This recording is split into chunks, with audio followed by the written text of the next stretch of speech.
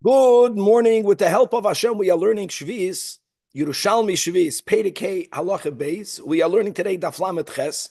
We left off on Daf Lamed Ches Mamish on top of the Amid. Yes, we are continuing one final day to learn in great detail about this luf. Go figure. If we would see the luf, we would laugh. Mistama, the luf is this big, but it's not about the size of the luf. It's about the Torah. So let's go like this. We learned in Halacha Beis. Let me just say these words. The Mishnah introduces the luf as a luf sha'avra olav shvis. This is important, these words. And as we already explained yesterday, we're getting somewhere. It must be that the luf was planted in the 6th year.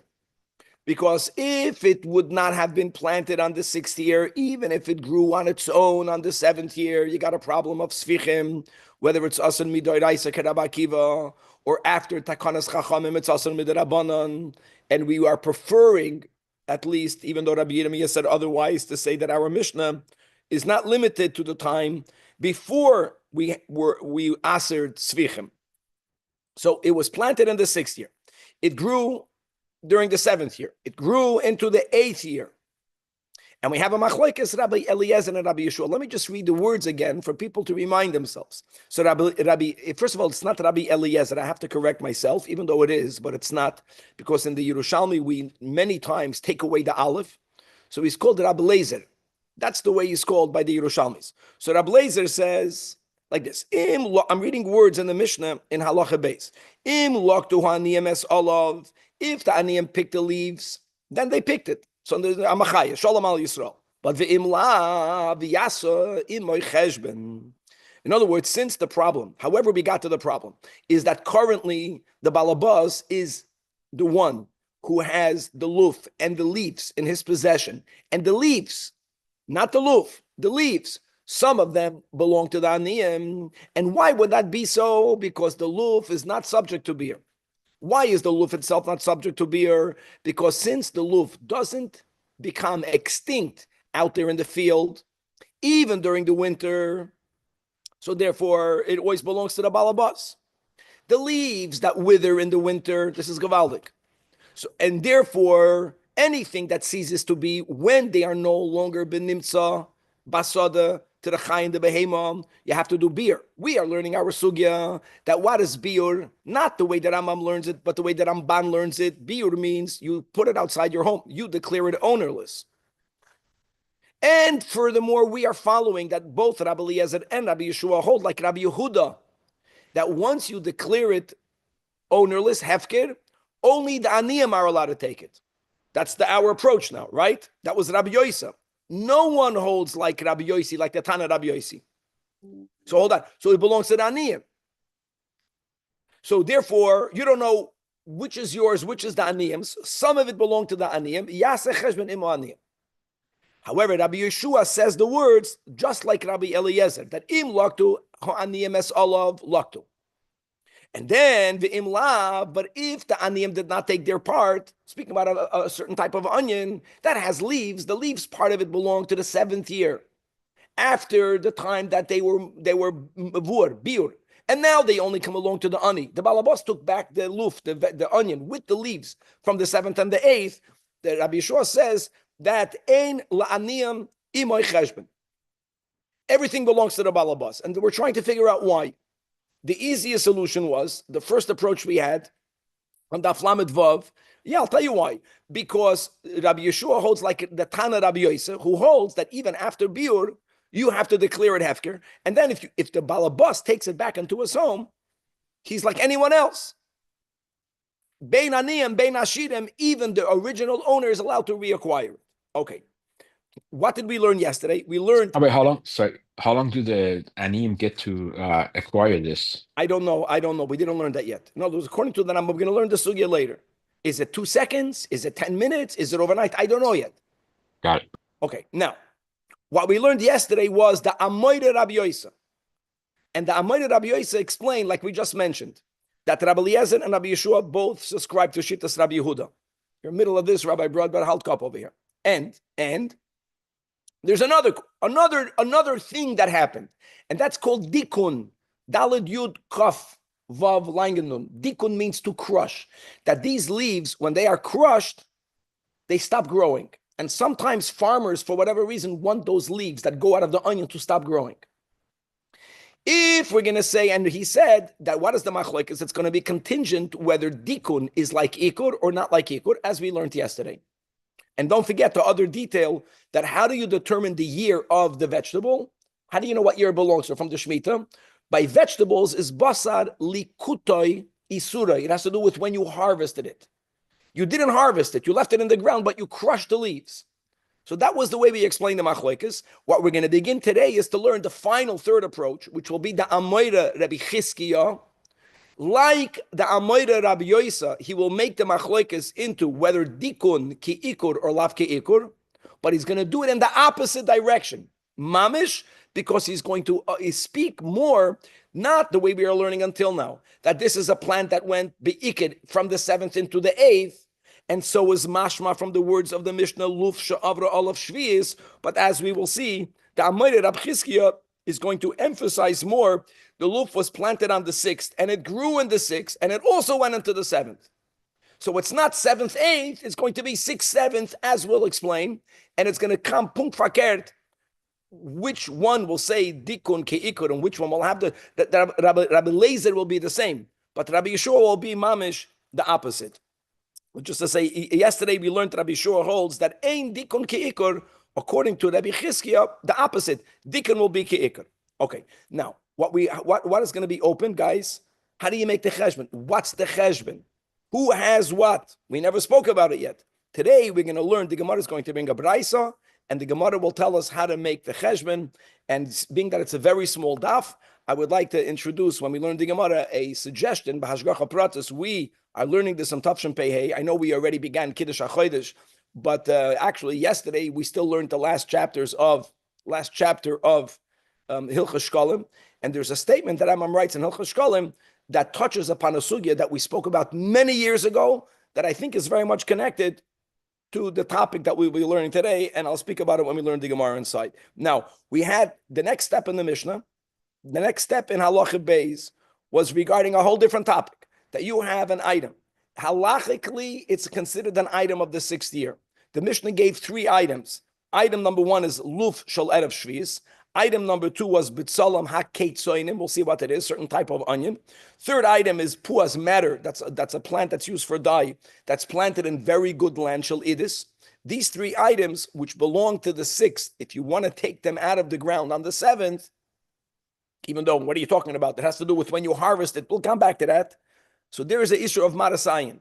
You don't want for the observer to think that you are working the land.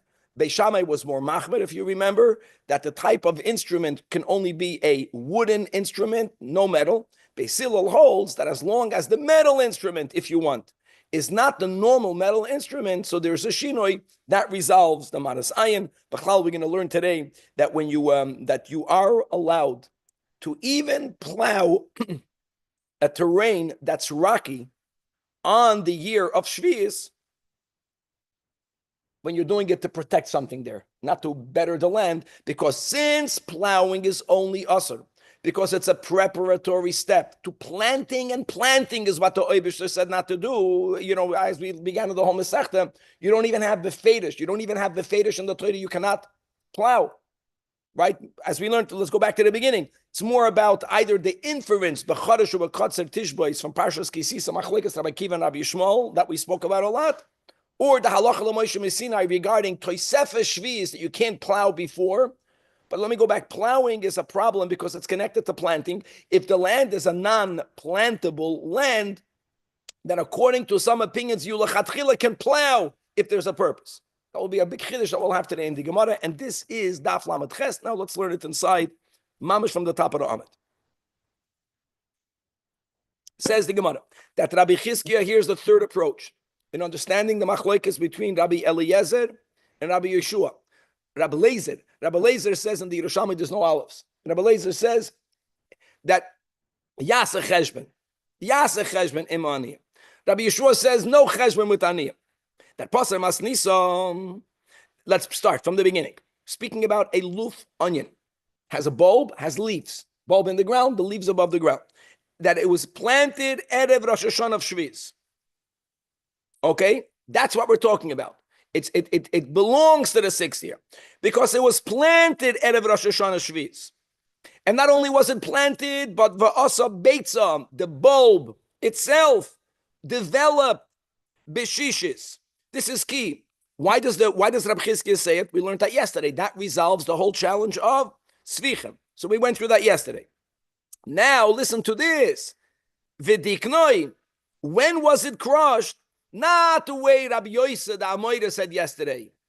Not that it was crushed on the 7th year. No, it was crushed on the 6th year. Gewaldig. Normally, crushing stunts the growth. Happened to be that this loof, these leaves, yet continue to grow. And the growth continued in the 7th. Now, there's another detail. And that is, va'akaroi, when did you uproot it? Besoif shvi'is. Besoif shvi'is. Okay. Now says the Gemara, you get the big difference? Rabbi Yosef holds that it was taka planted on the 6th to avoid svichim. It was crushed on the 7th. It was picked on the 8th. The added was from the 8th. The problematic might be from the 7th. Here it's the opposite. The beginning is from the 6th. The added might be the problem. Now hold on. In Tamar, guys, that girsois are extremely important. That dikun is keikur, which means that since you crushed it on the 6th year, chavra, the leaves are leaves of the 6th. The bulb is from whenever you pick it. Remember that. I have no problem with the bulb. Why not? Because there's no biur on the bulb. The balabas is allowed to pick it. You're not allowed to harvest it, all of it, kedarkoi. But you can pick a onion like anyone else. Not the bulb that the balabas picked. This is the leaves. Dikun ki'ikur means the leaves that you had prior to the crushing belongs to the 6th. Now let's go to another step. What was the logic that the Gemara used yesterday? If something comes from something else, remember that logic? I think that was Gvaldik. Right? Well, yesterday it was applied that if the bulb is not subject to biur, how can the leaves be subject to biur? In other words, the growth, if 2 grows out of A, then 2 should be classified like A. So if the part of the leaves that grew on the 6th, if we are saying that crushing it is like uprooting it is that which establishes the year to which it belongs to Kevan. So it belongs to the 6th, even though it grew in the 7th, that aftergrowth is weiter the 6th. We're putting all of the logics together. And that will be why Rabbi Yeshua says, and therefore it's not subject to biur. It's not a product of shvius. Now, why does the Mishnah say that im loktu aniyim es olav loktu? I'll tell you why. Because chevra, anything that's in the ground, the leaves that are protruding on the ground on the 7th year while they're there, an ani can pick it up. That's the way it works. Now, in Tamar ein dikun keikar, but if you don't say that, ein kulul balabais. When we say ein kulul balabais, what would that mean, Yakir? Not only are the new leaves that grew on the 7th year, not only are those leaves of Shvi'is, and after the time of biur, since we're saying everyone holds like Rabbi Yehuda, only the aniyim can keep it. I'll tell you more than that. More than that is that even the leaves that grew in the 6th year, since the determination of the year has to do with picking by a vegetable, if they were not picked on the 6th year, what year do they belong to? To the current year. All of it is Peda Shviz. Now, if all of it is Peda Shviz, guys, you right away get the problem. So how can Rabbi Lezer say to make a cheshbon? Lefikach, and therefore, Yasei imoy cheshbon. Oh, now what does that mean? Like we learned yesterday, that's important. It's not that Rabbi Chizkiah is saying that the machloikes between Rabbi Yeshua and Rabbi Lezer Rabbi Yeshua holds that dikun ki'ikr. By the way, that's the opposite of what Rabbi Yosef said yesterday. Yesterday we learned Rabbi Yosef said that ain't dikun ki'ikr. That's good. But Rabbi Chizkiya will hold, like Rabbi Yosef, that Rabbi Lezer has to say it's a suffix. Because if it's a vadai, it's either going to be kulul balabayis or it's going to be kulul aniyim. But since Rabbi Lezer has a doubt, he doesn't know. So what do you do with the doubt? You are able to make this compromise. So this is where the cheshbon with the ani comes in because of the doubt? Because of the doubt, before, how do you make that? Because you have a doubt, so the halacha will say, you have a doubt, we'll do chatzi. It's like a yachloiku. Then again, that which grew on the 6th and was crushed, at least that I'll say belongs to the balabas. Because maybe, dikun ki'ikur. Then again, that which grew on the 7th year, since maybe ain't dikun ki'ikur, I'll say that belongs to the 7th year. And now that you have this man habiur, now that which has, everyone holds like the Tana Rabbi Yehuda, we're going to have on the Fayin Zayin, that once you do beer, only Aniyim are allowed to take it. The Balabas is not allowed to take it. How great is that? Okay.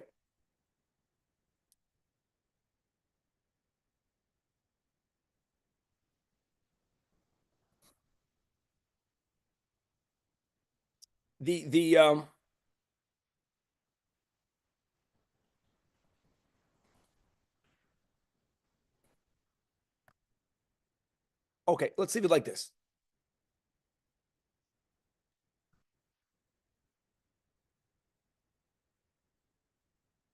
Okay, says the Braisa, and that's it. We concluded the 3 ways of understanding the Mishnah. Regardless how you understand the rationale behind Rabbi Lezer, he says you have to divide, you have to make a chalukah. The chalukah can be with the leaves, the chalukah can be with the value of the leaves. But how do you determine? So he says like this, guys. This is a Brais. If the loof was in the ground 3 years, now the only way you're going to understand the next words in the Braisa is because what the Braisa really means is that if the loof endured in the ground 3 years besides the Shvi'is year. So it's a loof of how many years? 4 years. Before you go on, turn to the Aflamet Chesamid base. It's very important. Look inside the Rashirilio on the right column, 4 lines from the top. And he has a bomb question. We have already a lot of information. What's a lot of information? What we learned yesterday was that the bulb of the loof is not subject to beer because it lasts in the ground even through winter. It never ends. It's never shaloi benimtza in the fields to the behemoth rachayis. The leaves do not last through winter. It withers away in winter. So now I have a simple question. How can you tell me that there is a loof that was in the ground for 4 years?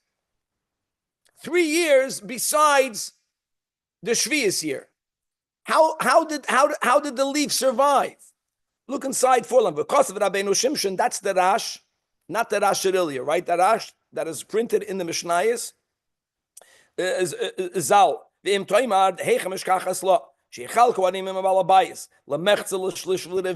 to get to these words in a moment. We didn't learn these words in the Braisa, but the case is that it was in the ground for many years, right? And that's why the bomb question answers the Rash, the Tiritz, the Mishkachas Law, Kigoin Sha'okar Haluf. Look at the case. I wish the Gabbai was here because it's like it becomes a very limited scenario. You planted the loof in the ground. And when it came winter, you didn't want for the leaves to wither. What did you do? You uprooted it. This must have been a common thing. What was the first case of halacha beis? That people used to store vegetables by putting them in the ground. Why do the leaves wither? Because they protrude above the ground, so the cold kills them. That was the halach yelech. That's how it worked. You harvest, you right away you make hatumana, v'tamnoi ba'aretz kedetnan la'el, That's what people did. And after the winter season, you know what you did? You took it out of the ground and you replanted it. After the frost, after the ice, you replanted it. And like this, the leaves stay preserved. The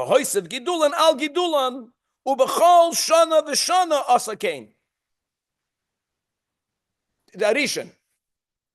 Listen, it's not a stretch because we're not farmers. That's what they did with the lufs. This is gavaldik. So he's Rabbi, why not cut the leaves and replant, and the leaves will regrow again? I don't know. Okay, but evidently, that's a better way of doing it.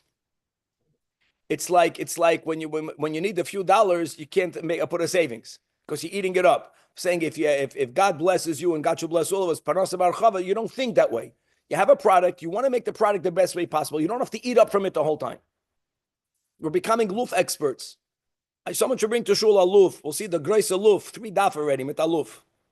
Okay, so now, in other words, they're coming back. So this abrais, it's in the ground for 4 years, the way that Ash explained. Rabbeinu Shimshon. Now, he's saying very simple. Now, by the way, this goes diametrically opposite something we learned just last week, something that Vlad, for some reason, chose only yesterday to put a picture on. And that is, remember that the first third of growth is that which takes the most amount of time. That was that beautiful expression. It takes 60 days to grow 6 leaves. It takes 6 days to grow another 60 leaves. Remember that statement? That's by Peiroi So'ilan. By this vegetable, it's not that way. That's the baraisa, that the leaves of a luf, they grow equal every single year. Whatever it grew this year, it grew this year. So it grew an inch, next year it's going to grow an inch. The next year it's going to grow an inch. So you will know how to make a cheshbon as to how many years was it in the ground.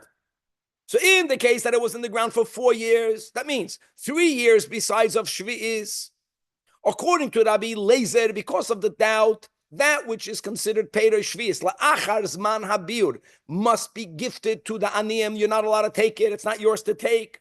And if you took it, you have to compensate the aniyim, noisen la'aniyim roiva, because it's a fourth of the time. If it was shtei shanim means 2 years aside of Shvi'is, that means it's in the ground for 3 years. Now, at the end, the product is a leaves that grew over 3 years. One of the 3 is Shvi'is, belongs to the aniyim. The other 2 belongs to Yuro Balabas. Noisan Laniyam Shlish. Shana Achas means 1 year aside of Shvi'is Amachaya. Noisan Laniyam Mechtzem. How great is that? Now I want to say the following because we have time. I know we're still on Amadallah, but it's a very small daf today. Quick question, Rabbi. Sorry. Yep. All vegetables have a final maturation date. And then it stops growing. Not the luf. I mean, aren't we talking about an onion? Yeah, a luf is not a botzel. That's the whole thing. It's a unique type of onion. Do we know what it's called? No. I don't know what the name is, though, to look it You have up. to make a research. So today, let's make a research and ask AI what type of onion is an onion that as long as you leave it in the ground and you protect the leaves, it continuously grows. There's an onion species. Now, I want to say like this. I just want to give a throw from the left field. And if you have a comment, gesundheit. This is Ula Yesh Leimar. But when it comes to the laws of Bitul, I have a kasha. In the case where it was Noisan Laniyam Roiva, why don't we say it's Batul?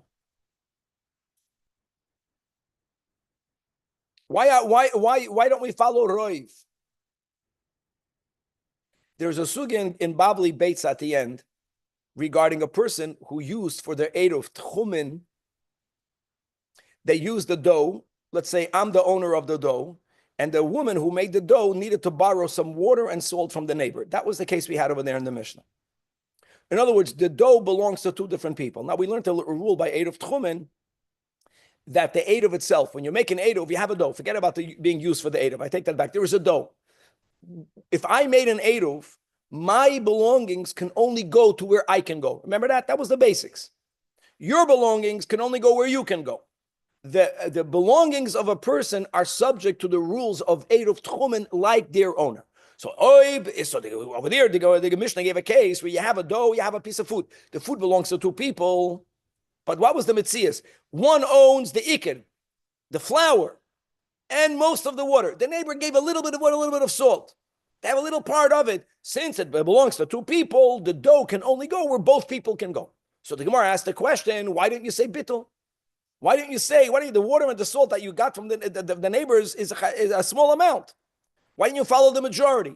And the Gemara establishes a big klal. And that is, we only say bittul by yisurim. We do not say bittul by money.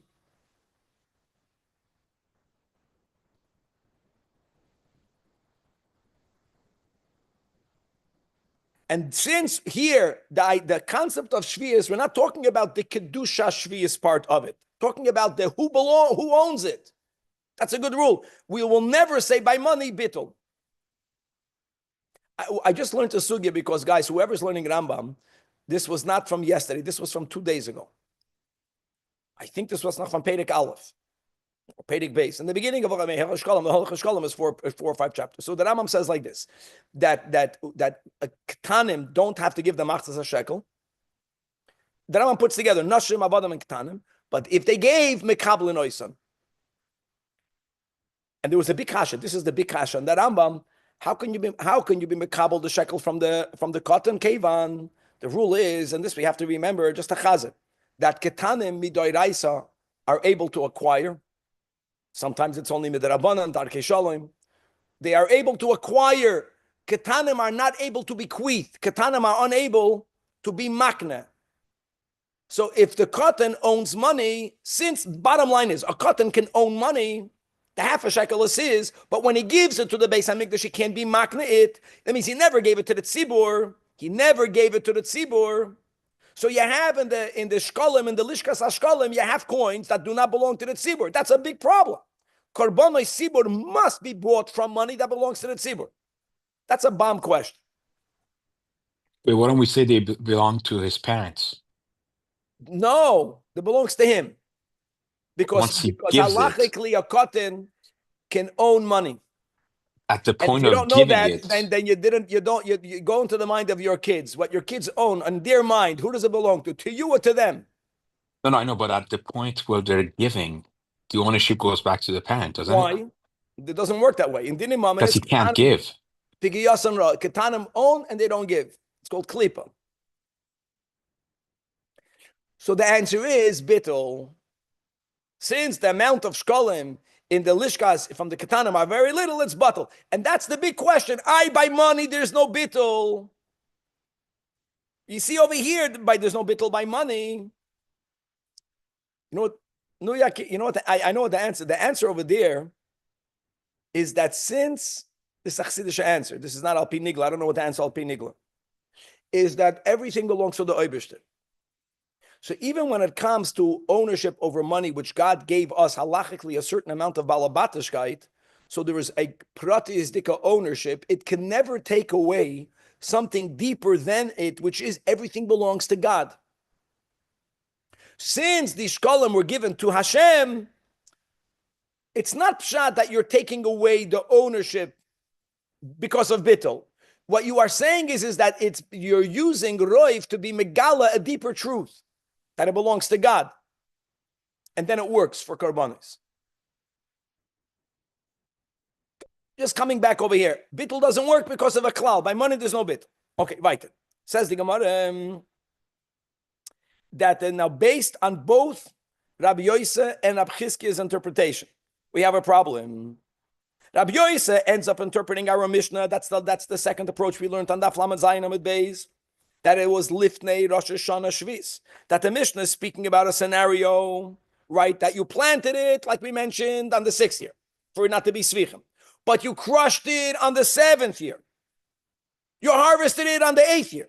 Rabbi Chizkiya Paser Masnisa, Erev Rosh Hashanah Shvis, that's when you planted it, and that's when you crushed it, Beida, turning to Daf Lamed Ches Amud Beis. Take out the words Luf Shalat Shvis, that's misplaced over here. It belongs to a couple of lines. In other words, both Rabbi Yosef and Rabbi Chizkiya explain the Machlokes Rabbi Lezer and Rabbi Yeshua, whether dikun keikor or ain dikun keikor. On both of their opinions, I have a problem. What's the problem? Rabbi Bun Bar Chia Boy Kumer Rab Zeiram. If that's their machloikis, why are they arguing only by Shvius? It's not a Shvius related argument. That should be an argument related to the other years of the Shemitah. Af b'sha'ar shnei shavua kain. Now there's a detail that we have to, I know we're going to have it in the Gemara. Again, there's time. We're going to read the whole Mara Fulda. It's almost the whole Amid, the whole little Amid. Look on top, beginning in the top. Says the Mara Fulda, Rabbi Bun Bar Chia Boye, Lefi Mashe Perishu, Rabbi Yoisa, the Amoira, and Rabbi Chizkiya, that was today. The Aida Bedikun, it's all about Dikun, about crushing the halachic status of Dikun. Ma'ishton on the Palik Rab Lezer, the Rabbi Yeshua. The Shvis, Im Yesh Cheshmel Aniyim, which is im hadikun nasika oiker. If that's the issue, af v'sha'ar shnei shemitah. Now, where would this be relevant in the other years of the Shemitah? Ule'inyan meiser ani. What's le'inyan meiser ani? Kegoin b'shonar haravis. If you're going from the third to the fourth year, not from the second to the third. There's a nuance to that, but from the third to the fourth. Yeah, so you plant the loof in the ground, chevre, on the third year. The bulb grew on the third year. The leaves grew on the third year. What meiser do you have to give on the third year? Meiser ani. You crush the leaves on the third year. If dikun ke'ikur, who does it belong to? The meiser of it after meiser isha, meiser ani. But then it grew into the fourth year. Now you harvest it on the fourth year. If ein dikun ke'ikur, who owns it, chavra? If ein dikun ke'ikur, meiser sheni. The owner owns it. Yeah, the second tithe is meiser sheni. Shashlish is meiser ani. Ukedamasik, like the Gemara will say in a moment. Sharei taninon, hoisa shniya nechnesses l'shlishis. Now, shana shniya achar hashmita noig meiser rishon meiser sheni. V'nita meshana shniya. If you planted in the second year, from the second to the third, we're not going to say that. He'll explain why. That's just a detail. If it went from the second and it went into the third, you're not allowed to crush it on the second. You're not allowed to crush it on the second. Why are you not allowed to crush it to the second? Because we don't want for the aniyim to lose out. If you picked it, you picked it. But something that you plan to leave in the ground, you have to leave in the ground in a way where it's to the betterment of aniyim, not to you selfish. You're not allowed to crush it. You can't even minimize the water because if you're going to either crush it in the second year or if you're going to not water it properly in the second year, Yigmar HaKoil, it's going to end. The growth will end. That's what you were saying, Kevan. You have to know how to make it grow for many years. And you're going to conclude, you're going to complete its growth in the second year. What's the second year? Shehi Shnas Meiser Sheni. Meiser Sheni belongs to the owner.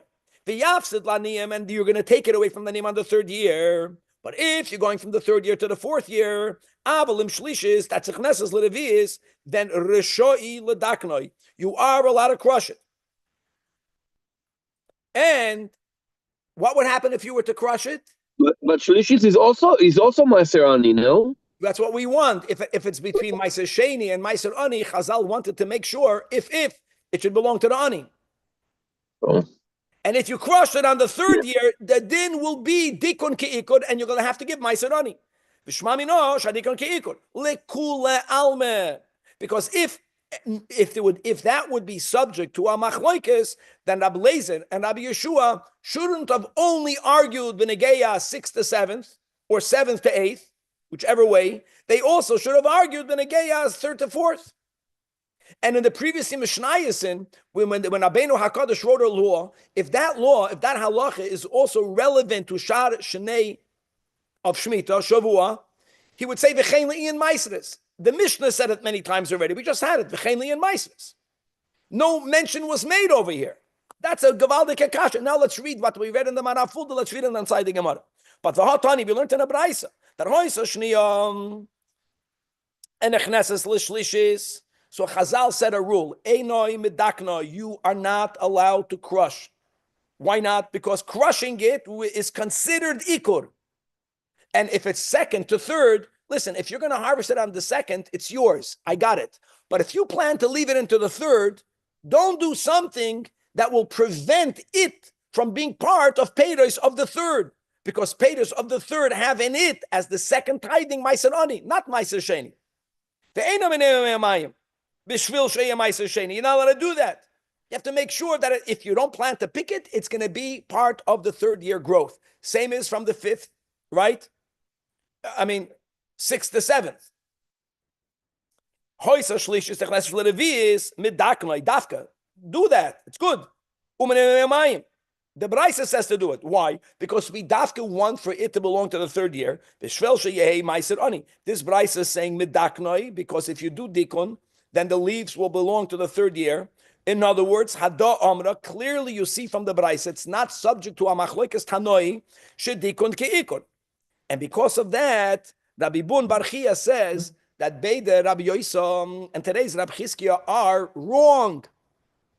This refutes their interpretation. And where are we back? We're back with number one, that what is the machloikas between Rabbi Lezer and Rabbi Yeshua? This is the machloikas between Rabbi Yehuda and Rabbi Yos. Rabbi Yehuda holds that after Zman HaBiur, only Laniyah. Rabbi Yossi holds that after the biur, according to the way we are learning based on the Ramban's understanding of the girs, it's a machlekes in girsois. The Rambam had a different version in the Mishnah that we didn't learn yet. So we're going with the girs of the Ramban that bein lani and bein lashinim. Rabbi Yossi, Rabbi Yeshua, ke Rabbi Yossi, Rabbi Lezer, ke Rabbi Yehuda. And for that we say Shalom al Yisrael and L'chaim Mazel Tov. Let's move weiter. That was great. All right, Welsh onions keep growing after 2 years. Welsh onions, very good. And if the AI wouldn't have found it, it wouldn't have bothered me one iota. But it's good to know, the Goyim note also. The Welsh onions are perennial, meaning they live for more than 2 years. They will continue to grow back after being harvested or after flowering. Herst. And not like we learned today, you can take it out of the ground. As long as you preserved it, you can replant it and it will continue to grow. At kedei kach. Yeah.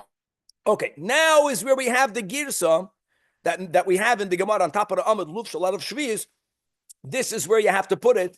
Why? Just to go back. So you had the three items, Luf Shalat of Shvius, with Salam Akitzoidim, and Pur Shalidis. That way, there's a bomb question.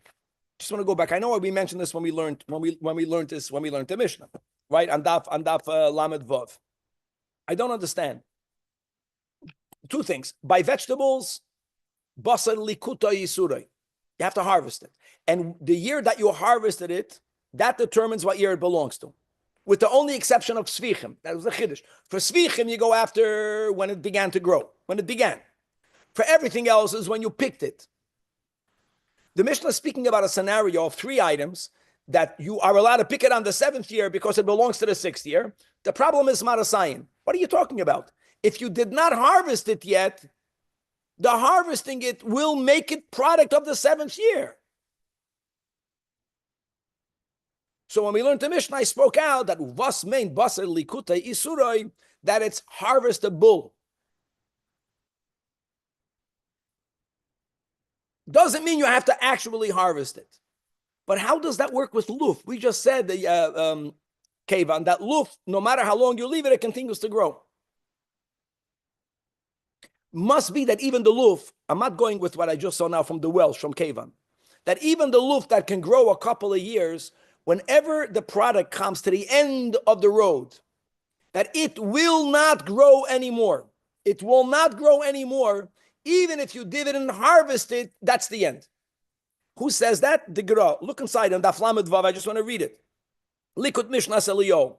When it says, I'm reading inside the Daf Lamed Vav Amud Aleph. Luf shel erev shvius, Mayre, it must be, shegodloi kol hatzoirech. Grew the max, koidem shvius, and the only thing that's left is to uproot it. V'loi nisha rak la'akoid. Means that there has to be, even by vegetables, that at some point, even if you physically did not uproot it, it belongs to that year. That has to be the case of the Mishnah. And now, a detail. Detail is that when we speak about this Luf of Erev Shvius, we got a problem. We got a new problem that we have to go back to. On Daf Lamed Beis Amud Beis, we learned that we're not allowed to pick a product of Shvi'is if it did not at least reach a third. Why not? Because la'achla v'loy lehefsid. Now, remember, we had a few daf about that. So now we have to understand something else. The bulb is not going to grow anymore. We just learned the Welsh, it grows for a few years. What did the Goyim say? 3 years, 2 years, a 3, whatever it is, a couple of years. We had in the Braisa 4 years. At some point, that is nigmar. But the leaves continue to grow. So how would you even be allowed to uproot it on the 7th year? I don't care, even if you go lebeis Shammai, that you are only using ma'arufay shel eitz. You're only using a wooden instrument. How are you allowed to do it? The leaves never stop growing. You are destroying the leaves. The added leaves of that year will not grow because you took it out.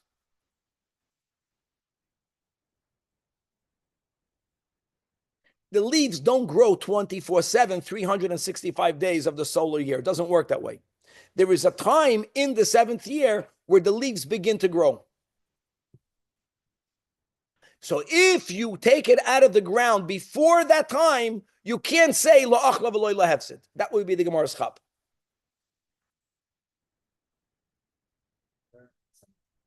Yeah. Yeah. But if it begins to grow, so Ramendel is saying, who cares if it's growing? One thing is for sure, the leaves that grow every year is considered leaves of that year. That we also learn. It must be that way over here.